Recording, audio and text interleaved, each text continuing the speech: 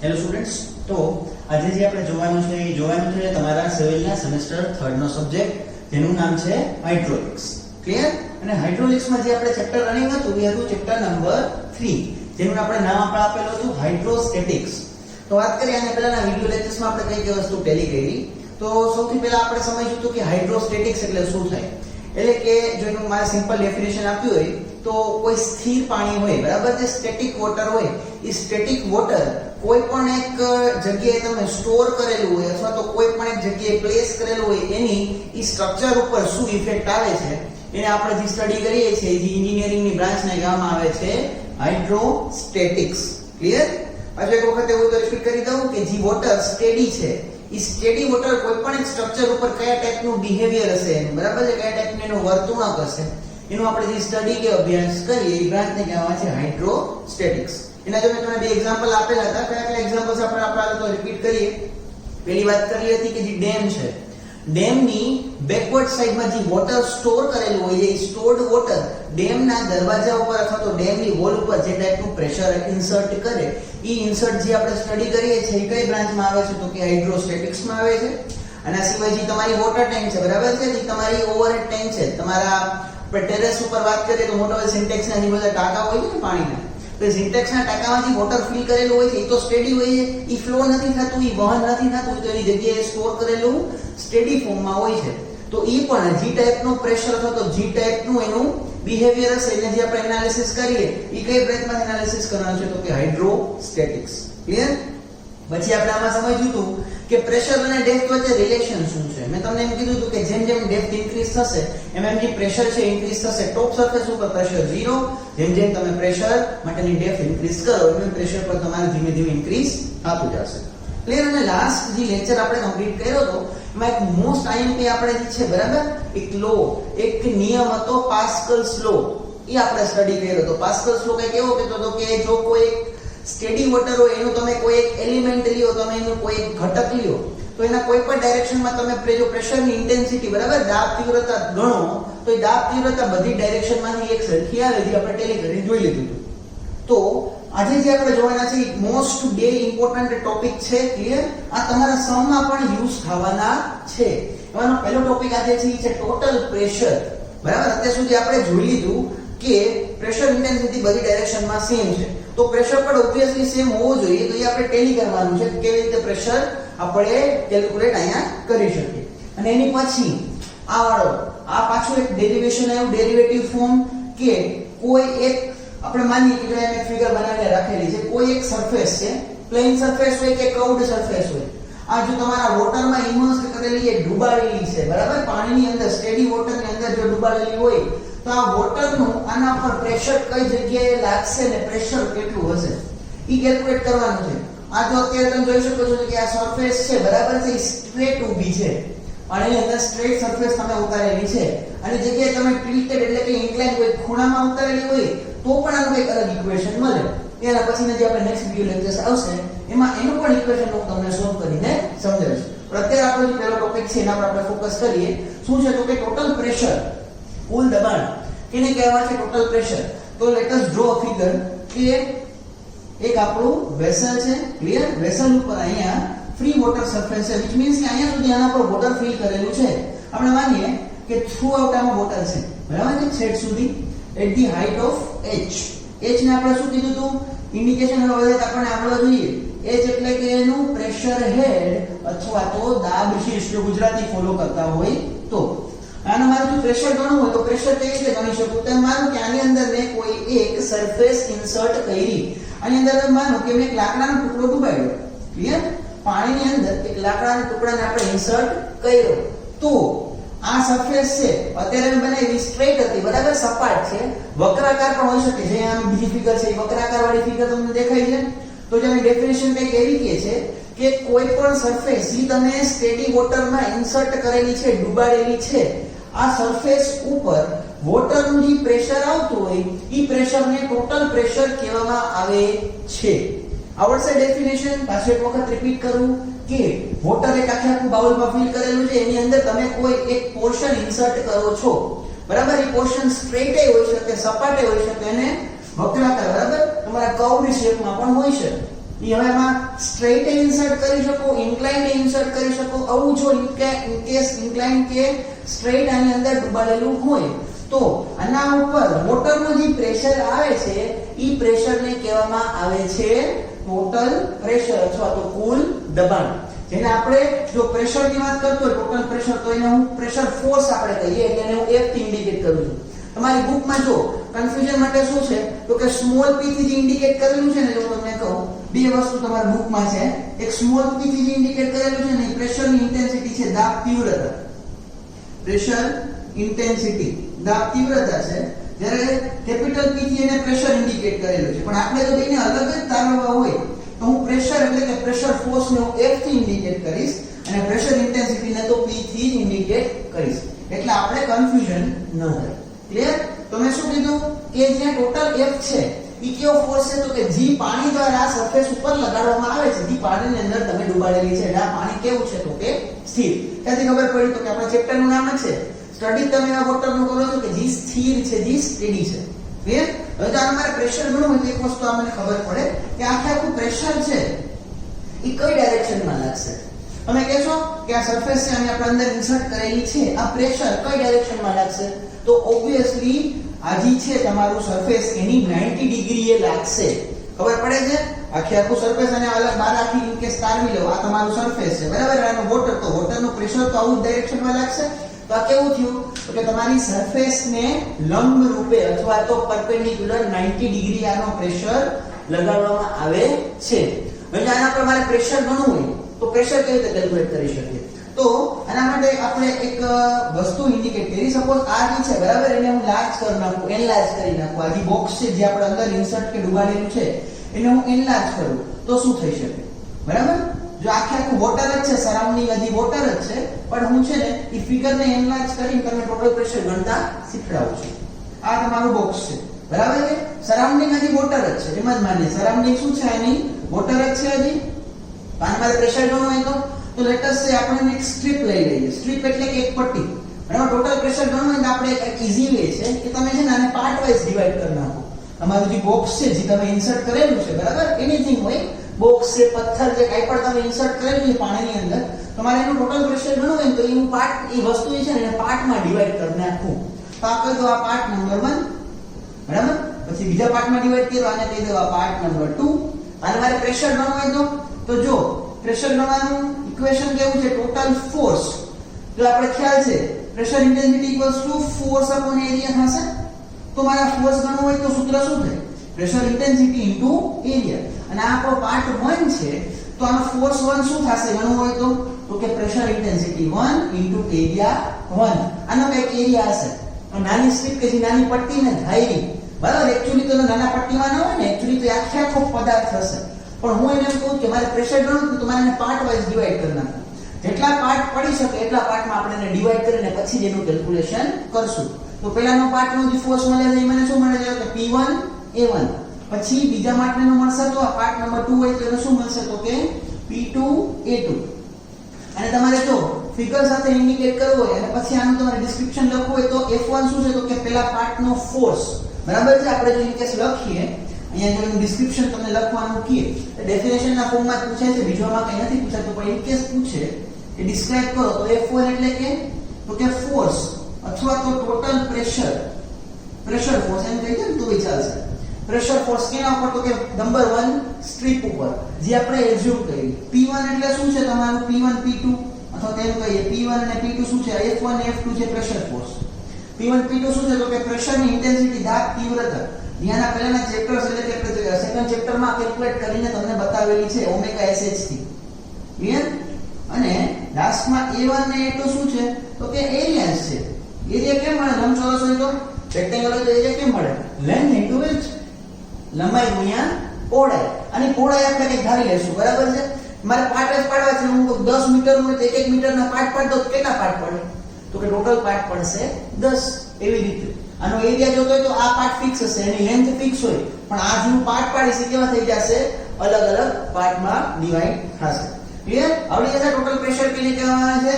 Description F1 એટલે કે પહેલા પાર્ટનો ટોટલ પ્રેશર ફોર્સ, P1 ને P2 એટલે પ્રેશર ઇન્ટેન્સિટી દાબ તીવ્રતા આ કુલ દબાણ આ દાબ તીવ્રતા અંગ્રેજીમાં અને આ જે છે ક્ષેત્રફળ કોનું તો કે પાર્ટ 1 પાર્ટ 2 પાર્ટ 3 જેટલા પાર્ટ આપણે એ પદાર્થના પાડી શકીએ તો આ આપણે જોઈ લીધું શું જોયું તો કે ટોટલ પ્રેશર શું છે હવે આપણે સમજવું છે કે પ્રેશર ઇન્ટેન્સ જે ટોટલ પ્રેશર છે એ કઈ જગ્યાએ કેન્દ્રિત થશે કઈ જગ્યાએ સેન્ટર્ડ થશે બરાબર તો એને શું કહેવાય તો પહેલા એનું આપણે ડિસ્ક્રિપ્શન લખી નાખીએ એને કહેવાય છે સેન્ટર ઓફ પ્રેશર બરાબર છે શું કહેવાય છે સેન્ટર ઓફ પ્રેશર આ બધી વસ્તુ આપણા સમમાં ગણવા માટે પૂછાશે તમને એમ કહે છે ટોટલ પ્રેશર ને સેન્ટર ઓફ પ્રેશર ગણો મોસ્ટલી આ બે વસ્તુ પૂછાય છે એટલે કે F કેલ્ક્યુલેટ કરો અને પ્રેશર જે તમારું છે સેન્ટર ઓફ પ્રેશર એને H સ્ટાર થી ઇન્ડિકેટ કરે તો H સ્ટાર ગણો તો આ કેને કહેવાય કે જે તમારું પ્રેશર છે ટોટલ પ્રેશર જે પોઈન્ટ ઉપર જઈને કેન્દ્રિત થતું હોય ઈ પોઈન્ટ ને કહેવામાં આવે છે સેન્ટર ઓફ પ્રેશર અથવા તો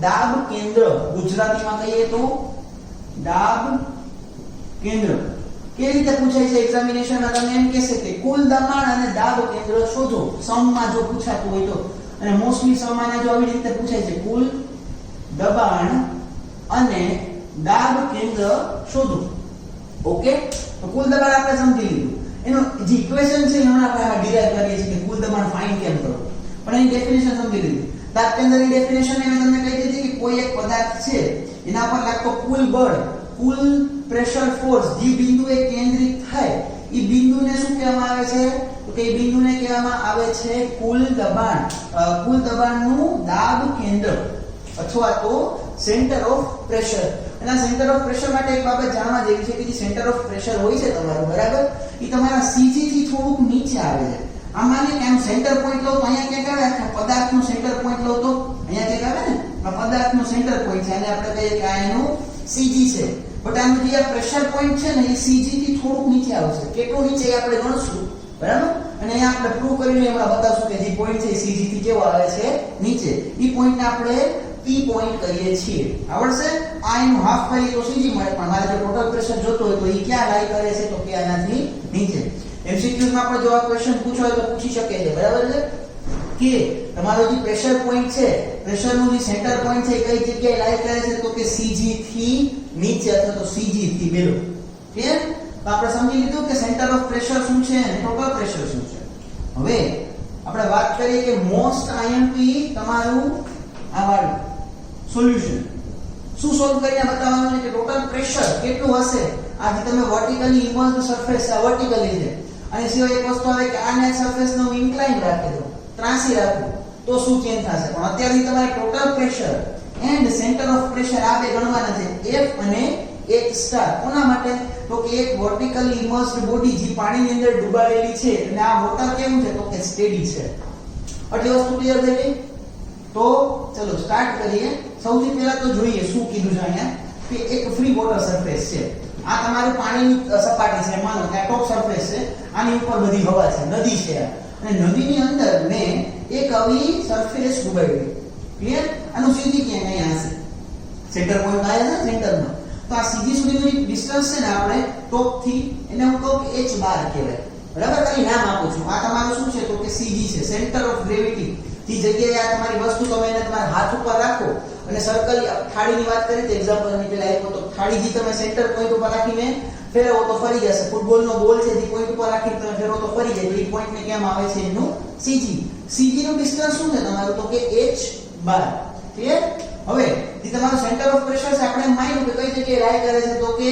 CG થી થોડુંક નીચે તો એના ડિસ્ટન્સને આપણે કીધું કે આપણે કહેશું એને h સ્ટાર ક્લિયર જે આપણે ગણવાનું છે જે આપણે પ્રૂવ કરવાનું છે કે શું આવશે તો એના માટે સ્ટાર્ટ કરવું હોય પછી એક વસ્તુ કે કેમ મેં તમને ટોટલ પ્રેશર માં ગણવું તો મેં કીધું કે આપણે ભાઈ સ્ક્રિપ્ટ વાઇઝ ગણી લઈએ એક સ્ક્રિપ્ટ નું મને જે મળી ગયું સપોઝ તો આખું જે પ્રેશર છે કેલ્ક્યુલેટ કરવું કેવું પણ થઈ જશે ઈઝી તો અહીંયા એક આપણે સ્ક્રિપ્ટ ધારી એક પટ્ટી ધારી બરાબર છે આખું સરફેસ હતું એમાંથી એક નાની પટ્ટી ધારીને આપણે નોકી કરી લીધી તો સૌથી પહેલા જે પ્રેશર ગણીશ ને આ પોઈન્ટ માટે ગણીશ ઇન્ટુ ટોટલ આવી પટ્ટી કેટલી આવી શકે એનો સરવાળો એક પટ્ટી ઉપર 100 આવતું હોય તો 100 પટ્ટી હોય એના પર કેટલી આવે તો એવી રીતે આપણે આને ટોટલ કેલ્ક્યુલેટ કરશું એટલે સૌથી પહેલા આપણે જે પ્રેશર ગણશું કોના માટે ગણશું તો કે એક પટ્ટી માટે આપણે લખીએ અહીંયા કે આપણે એઝ્યુમ કર્યું શું એઝ્યુમ કર્યું કે એક સ્ક્રિપ્ટ એઝ્યુમ કરી આ સ્ટ્રીપ છે એ ફ્રી વોટર સરફેસ થી, બરાબર છે, ફ્રી વોટર સરફેસ થી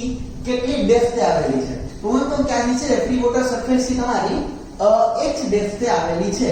અહીંયાથી જે ડિસ્ટન્સ છે એ છે સ્મોલ h, અને આ પટ્ટીની જે પહોળાઈ છે એ મેં dh એઝ્યુમ કરી. સપોઝ આની પહોળાઈ છે કેટલી આપણે એઝ્યુમ કરી? dh, અને આની જે લંબાઈ માનીએ તો આ લંબાઈ આપણે b એઝ્યુમ કરી. ક્લિયર? લંબાઈ અને પહોળાઈ આ પટ્ટીની મેં એઝ્યુમ કરી, b અને dh. હવે આગળ આમાં શું થઈ શકે? તો જોઈએ, આપણે શું ફાઇન્ડ કરવાનું છે? ટોટલ પ્રેશર ફાઇન્ડ કરવાનું છે. ટોટલ પ્રેશર ફાઇન્ડ કરવા માટે પહેલાથી પોઈન્ટ છે આપણે બધા માર્ક કરી લઈએ કે h બાર શું છે? તો કે ડિસ્ટન્સ ઓફ, કેટલું ડિસ્ટન્સ છે? ડિસ્ટન્સ ઓફ cg ફ્રોમ, ક્યાંથી છે? તો કે ફ્રી વોટર સરફેસ, પાણીની મુક્ત સપાટીથી cg સુધીનું અંતર, જે વર્ટિકલી તમારું ઇમર્જ કરેલી છે બોડી, એના માટે h બાર. પછી આપણે વાત કરીએ h સ્ટાર શું છે? તો કે distance of centre of pressure, બરાબર છે, તમારું પ્રેશરનું બિંદુ જે પોઈન્ટ ઉપર કેન્દ્રિત થાય છે p પોઈન્ટ ઉપર, સેન્ટર ઓફ, લખી નાખીએ distance of centre of pressure, ક્યાંથી? ફ્રોમ ફ્રી વોટર સરફેસ, જે શોર્ટ ફોર્મ લખીશું તમને બેઝિક આઈડિયા આવી જાય. પછી જે આપણે સ્ટ્રીપ એઝ્યુમ કરી, બરાબર છે, સ્ટ્રીપ નો એરિયા લેવો હોય તો સ્ટ્રીપ એરિયા શું આવે તમને? સ્ટ્રીપ જો મને લંબચોરસ જેવી દેખાય છે તો લંબાઈ એને ગુણ્યા પહોળાઈ, તો લંબાઈ ગુણ્યા પહોળાઈ b dh કહી દેવાની, પહોળાઈ ને લંબાઈ. અને આ નાનો એવો એરિયા છે, બરાબર, સ્ટ્રીપ મે નાની એવી પટ્ટી એઝ્યુમ કરી, તો આના એરિયાને હું છે ને ડેલ્ટા a પણ કહી શકું, બરાબર છે. ક્લિયર? આ ખાલી આપણે એઝમ્પશન છે. હવે જો ટોટલ એરિયા જોતો તો મને a મળે, પણ એક નાની પટ્ટીનો એરિયા હું લેતો જાઉં તો શું મળે? Delta a.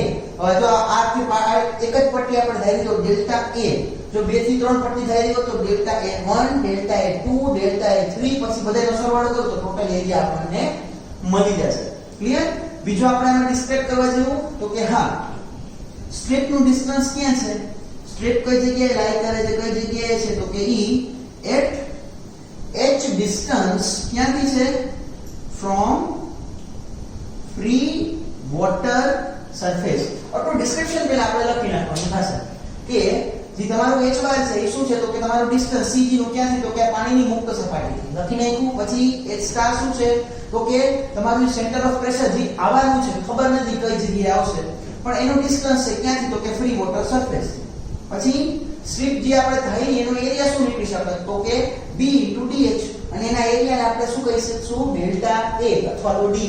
અને લાસ્ટમાં આ સ્ટ્રીપ છે કેટલા ડિસ્ટન્સે લાઈ કરે છે તમારી? તો કે જે સ્ટ્રીપ છે લાઈ કરે છે એટ તમારી h ડિસ્ટન્સ છે કેટલા? તો કે સ્મોલ h ડિસ્ટન્સ છે ફ્રોમ ફ્રી વોટર સરફેસ. તો સૌથી પહેલા આપણે ગણવાનું છે આમાં, એ ગણવાનું છે ટોટલ પ્રેશર. તો let us calculate total pressure, બરાબર? તો ટોટલ પ્રેશર મેં ગણવાનું, મેં તમને કીધું કે આપણે જો ટોટલ પ્રેશર ઇન કેસ ગણવું જ હોય તો પહેલા હું સ્ટ્રીપ ઉપર ગણી લઉં. સ્ટ્રીપ ઉપર ગણી લઈશ, ઈ જ વસ્તુને હું એમ કહી દઈશ કે આના પર જેટલું પ્રેશર આવે એ બધી પટ્ટી પર સેમ પ્રેશર આવશે, તો આખા પદાર્થનું મને પ્રેશર મળી જશે. તો આપણે ગણીએ છીએ પ્રેશર, ક્યાં ગણીએ છીએ? Pressure on strip. આ એક પટ્ટી ઉપર શું પ્રેશર આવી શકે એ આપણે કેલ્ક્યુલેટ કરીએ તો આપણને ખ્યાલ છે પ્રેશરનું જો આપણે બનાવી ટોટલ ફોર્સ શું થાય? તો pressure intensity equals to force upon area થાય. આ ફોર્સ જોતો હોય તો ફોર્સ એટલે કે એરિયા ઇન્ટુ પ્રેશર ઇન્ટેન્સિટી, એવું કંઈક થાય કે ના થાય? તો આ ટોટલ ફોર્સ ની વ્યાખ્યા છે. તો ટોટલ ફોર્સ માટે ઇક્વેશન થયું. મારે ખાલી નાની પટ્ટી માટે કે જેની પહોળાઈ dh આપણે રાખી હતી એના માટે ફોર્સ જોતું હોય તો એ ફોર્સ થશે dF, સ્મોલ dF. ક્લિયર? આ જે પ્રેશર છે ખાલી એકલી પટ્ટી માટે છે, આખા માટે નો ગણતો નથી. તો પટ્ટી માટેના પ્રેશરનું શું થશે? તો કે પટ્ટીનો એરિયા ગુણ્યા પટ્ટીની પ્રેશર ઇન્ટેન્સિટી. તો પટ્ટીનો એરિયા કેટલો છે તમારો? તો કે b dh, જો કંઈક દેખાય છે આપણે લખી નાખ્યું b dh. આ શું થઈ ગયું? તો કે તમારા પટ્ટીનો એરિયા. અને જો એની પ્રેશર ઇન્ટેન્સિટી ની આપણે વાત કરીએ તો એ તો તમારી p છે ઇન્ટુ p. શું? તો કે આ પ્રેશર ઇન્ટેન્સિટી આવડશે એટલું? ક્લિયર? હવે જો અહીંયા આપણે થોડું ડેરિવેટિવ કરતા જઈએ b dh.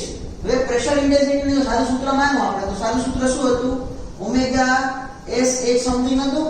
તો એમ માનો કે આ વોટર છે, તો વોટર હોય તો એની સ્પેસિફિક ગ્રેવિટી 1, તો આને હું ઇનકેસ કાઢી નાખું તો બચે શું? પ્રેશર ઇન્ટેન્સિટી બરાબર એટલું બચે ઓમેગા h, તો આને જગ્યાએ લખી શકું ઓમેગા h. ક્યાંથી આવ્યું? તો કે આપણે જે પ્રેશર ઇન્ટેન્સિટી નું મેઈન ઇક્વેશન હતું ત્યાંથી મેં આને લખ્યું ને અહીંયા s 1 એઝ્યુમ કર્યું છે, એટલે આ s આપણે કેલ્ક્યુલેશનમાં અત્યારે લેતા નથી.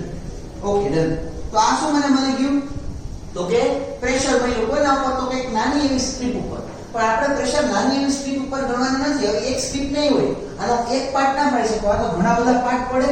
તો એમ કહું કે મારે ટોટલ પ્રેશર જોતું હોય, ટોટલ પ્રેશર બરાબર છે ઓન બોડી, તો શું મળી શકે? ટોટલ પ્રેશર ઓન બોડી જોતું હોય તો એક કામ કરી શકીએ, આ બધાનું મારે છે ને સમેશન કરવું પડે, એનું ઇન્ટિગ્રેશન લેવું પડે. સમેશન ઓફ એ માની લો સમજાવ એક વસ્તુ તમને કે આ પટ્ટી 1 છે બરાબર છે.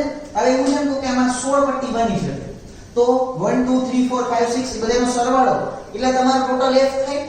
ખબર પડે છે? df1 df2 df3 df4 આ બધા તમે જોડતા જાઓ, સરવાળો કરો ત્યારે તમને ટોટલ f મળે. તો હું એમ જ કરું છું, અહીંયા હું સરવાળો કરું છું, પણ સરવાળો છે કયા ફોર્મમાં કરીશ? તો કે ઇન્ટિગ્રેશન ના ફોર્મમાં. તો ઇન્ટિગ્રેશન ઓફ df બરાબર છે equals to integration of b into dh into omega h. કરી ઇન્ટિગ્રેશન. તો આવા બધાનો સરવાળો કરતો જાવ બરાબર. સરવાળો કરતા કરતા મને છેલ્લો આન્સર શું મળવાનો છે? તો કે ભાઈ f મળી જશે. 1 2 3 4 5 6 7 8 ઉમેરતો જાવ તો આન્સર શું આવશે? તો કે ટોટલ f. લખી નાખ્યું અહીંયા. ઓકે. હવે આનું ઇન્ટિગ્રેશન કરું તો આમાં જે પેલા ટર્મ છે ને, જે કોન્સ્ટન્ટ હોય, જે અચળ ટર્મ હોય, જેની કિંમત ના કરે એટલે બહાર કાઢી લેવાનું થાય. તો કયો ટર્મ કોન્સ્ટન્ટ છે? તો કે એની વેટ ડેન્સિટી 9.81 ઈ તો નથી ફરવાની બરાબર છે. સરવાળો કરો કે ગમે એ કરો, આ ટર્મ કોન્સ્ટન્ટ રહેશે. એરિયા ફરે, આના પટ્ટીનો એરિયા ફરી શકે. અત્યારે મેં આટલી પટ્ટી લીધી છે, પટ્ટીનો એરિયા હું 2d લઉં તો એરિયા ફરી શકે, પણ આ નથી ફરતો. એને આપણે કાઢી લઈએ બહાર.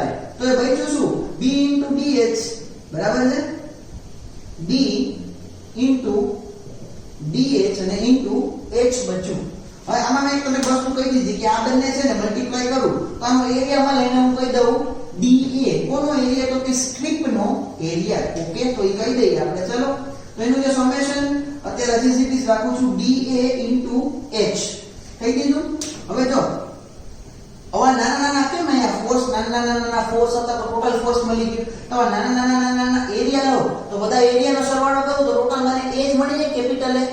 ખબર પડે છે? આખો એમ કહો કે આનો આખાનો એરિયા 100 છે, તો મેં 10 પાર્ટ પાડ્યા, તો 1 10 10 10 10 એવા 10 વખત સરવાળો કરો તો ટોટલ એરિયા મળી જાય કે ના મળી જાય? ઓકે, આ મળી ગયું.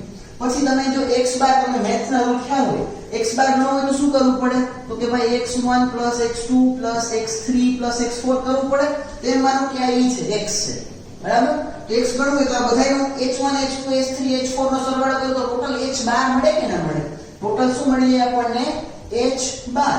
તો એ વસ્તુ ઇન્ટિગ્રેશન મેં કર્યું ઓમેગા, આ એરિયાનો ઇન્ટિગ્રેશન કરીશ તો a અને નાના h નો સરવાળો કરી નાખીશ તો મને શું મળી જશે? h બાર. આ આપણું સૂત્ર છે. શું ગણવાનું? તો કે ટોટલ પ્રેશર ગણવાનું. અને આ ઇક્વેશન ઉપરથી આપણે સમ સોલ્વ કરશું. આમાં ઓમેગા એટલે 9.81, એરિયા જે પદાર્થ આપ્યો હશે તમને વર્ટિકલી ઇન્વર્સ કરેલો, સ્ટ્રીપ ત્યારે નહીં લે ત્યારે આપણે લેશું ટોટલ એરિયા. લંબચોરસ હશે તો લંબાઈ ગુણ્યા પહોળાઈ, ત્રિકોણ હશે તો 1/2 પાયો ગુણ્યા રેડ, સર્ક્યુલર હશે તો કે π/4 d². અને h બાર એટલે તો કે સીધી સુધીનું ડિસ્ટન્સ. તમે સપોઝ અહીંયા હું જો આને ઇરેઝ કરી નાખો, ત્યાં ઇરેઝ નથી કરતો બરાબર, આ બાજુ તમને બતાવું કે મારે ગણવું હોય ક્લિયર તો કેવી રીતે ગણી શકીએ આપણે. h બાર ગણવું હોય તો સમજાવું છું ખાલી, બાકી સમમાં તો આપણે સોલ્વ કરશું એટલે તમને વધારે આઈડિયા આવશે. તો સપોઝ કે આ વસ્તુ છે વર્ટિકલી ઇન્વર્સ કરેલી બોડી છે બરાબર, એ રેક્ટેંગલ છે. આ ડિસ્ટન્સ છે એ તમારું 4 મીટર છે બરાબર આનું, અને ઈ પાણીની મુક્ત સપાટીથી 2 મીટર ઊંડાઈએ છે. અહીંયા સેન્ટરે આનું CG આવે અને આને આનો h બાર કહેવાય. હવે તમે કહી શકો આનો h બાર ગણવું હોય તો કેટલો થાય? Total vertical distance 2 meter plus આનું અડધું કરો તો 2, એટલે ટોટલ h બાર કેટલું થઈ જશે? તો કે 4 મીટર. ઈઝી છે કેલ્ક્યુલેટ કરવું. આવડશે તો આ શું આપણે ગણ્યું? હજી ટોટલ પ્રેશર ગણ્યું. હજી સેન્ટર ઓફ પ્રેશર આ P H સ્ટાર નું સૂત્ર ગણવાનું બાકી છે. તો નેક્સ્ટ જે આપણે સોલ્વ કરીએ છીએ એ કરીએ છીએ centre of pressure. Let us calculate. શું છે સેન્ટર ઓફ પ્રેશર. કેમ ગણાય? ચલો સોલ્વ કરવાનો ટ્રાય કરીએ. Centre of pressure.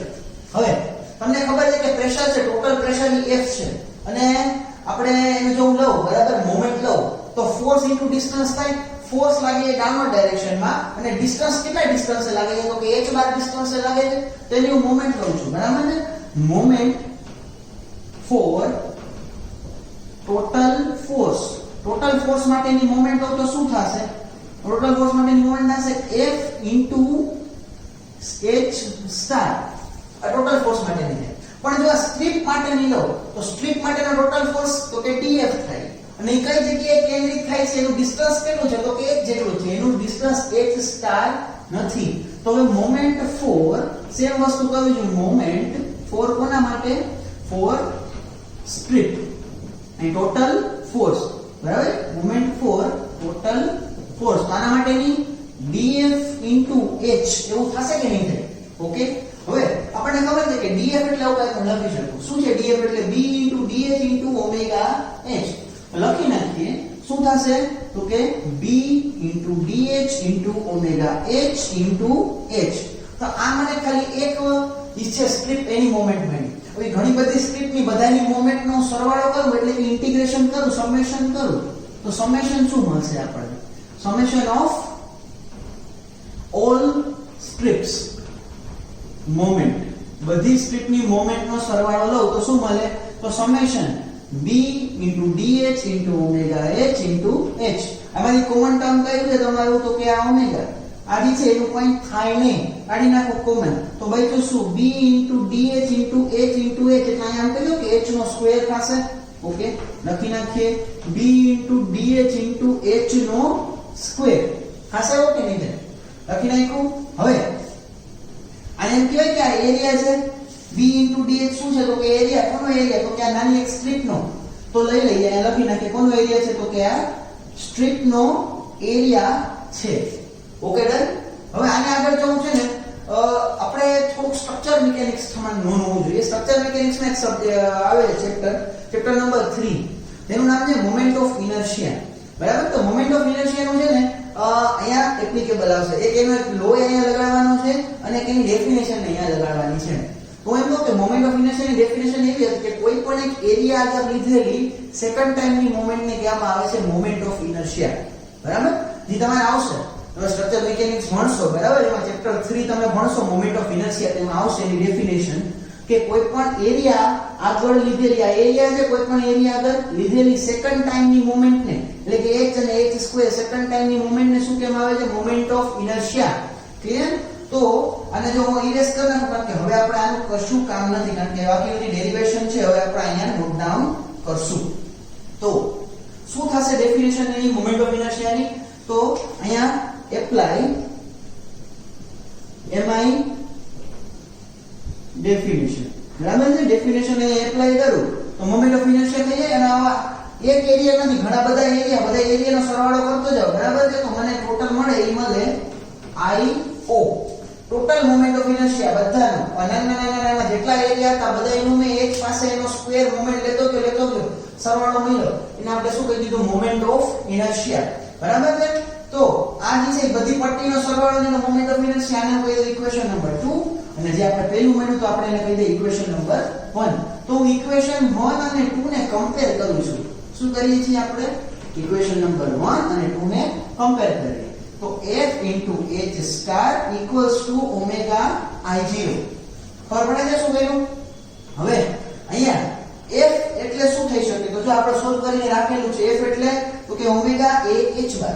લખી નાખીએ અહીંયા omega a h bar into h star as it is omega into I0. તો અહીંયા જો omega ભેગા જુદી કેન્સલ આઉટ. આપણે h star જોતું હોય તો કે Ig upon a h બાર થઈ જશે. એવું કઈ ઇક્વેશન શું મળ્યું? h સ્ટાર નું IO upon a h બાર. Ig નહીં, IO upon a h બાર. હવે અહીંયા મારે રૂલ એપ્લાય કરવાનો છે. પાછો આનો મોમેન્ટ ઓફ ઇનર્શિયાનો પેરેલલ એક્સિસ થિયરમ છે, સમાંતર અક્ષ પ્રમેય. એને હું એપ્લાય કરું છું. પેરેલેક્સ થિયરમ શું કહે છે કે કોઈ પણ મુક્ત સપાટી આગળ લીધેલી જે મોમેન્ટ ઓફ ઇનર્શિયા છે એ ig ah બાર થાય. ig ah સ્ક્વેર થાય ને, અહીંયા એવું લખું છું ig ah બાર નો સ્ક્વેર થાય છે. થોડું ચેન્જ કરું છું, બાકી કાંઈ હું એપ્લાય ચેન્જ નથી કરતો. રૂલ જે છે એઝ ઇટ ઇઝ રાખીએ છીએ આપણે. તો રૂલ છે એપ્લાય કર્યો. કોનો રૂલ એપ્લાય કર્યો તો કે ભાઈ પેરેલલ એક્સિસ થિયરમ. તો આ io ઈ શું થઈ જશે? મોમેન્ટ ઓફ ઇનર્શિયા કોઈ એક h ડિસ્ટન્સે આવેલી સપાટી માટે તો કે થઈ જશે ig ah નો સ્ક્વેર. એના અપોન ah તો હતું જ. અને જો હું હજી ફર્ધર સોલ્યુશન લેવાનો ટ્રાય કરું તો ig અપોન ah અને ah નો સ્ક્વેર અપોન ah તો આ h એ કેન્સલ, h બાર કેન્સલ. તો આ ઇક્વેશન જે ફાઇનલી મારે જોતું હતું ઈ કાંઈક આવું મળશે. કોના માટે તો કે h સ્ટાર માટે. અને આ h સ્ટાર છે શું? સેન્ટર ઓફ પ્રેશર જે ક્યાં લાઈ કરે છે તો કે cg થી નીચે. અને જે આ કેલ્ક્યુલેશન ઉપરથી આપણને આઈડિયા આવે છે કે ig એના કેલ્ક્યુલેશનમાં આવી ગયું, h બાર આવી ગયું, એરિયા આવી ગયો અને સો ઓન બધું કેલ્ક્યુલેશન અહીંયા તમારું આવી ગયું. અને અહીંયા જે આપણો ટોપિક છે એ કમ્પ્લીટ થયો. ક્લિયર? આના પછી હું છે તમને આના રિલેટેડ બધા સમ સોલ્યુશન કરાવીશ. અને એક ખાસ કે તમારે એમાં મોમેન્ટ ઓફ ઇનર્શિયા ચેપ્ટર વ્યવસ્થિત આવડવું જોશે તો જ તમે એને સમ કેલ્ક્યુલેટ કરી શકો, કારણ કે આપણે આમાં ig ગણવાનું છે. ક્લિયર? તો આના પછી આપણે જોશું એ આપણા સમ કેલ્ક્યુલેટ કેમ કરવા એ જોશું. Thank you.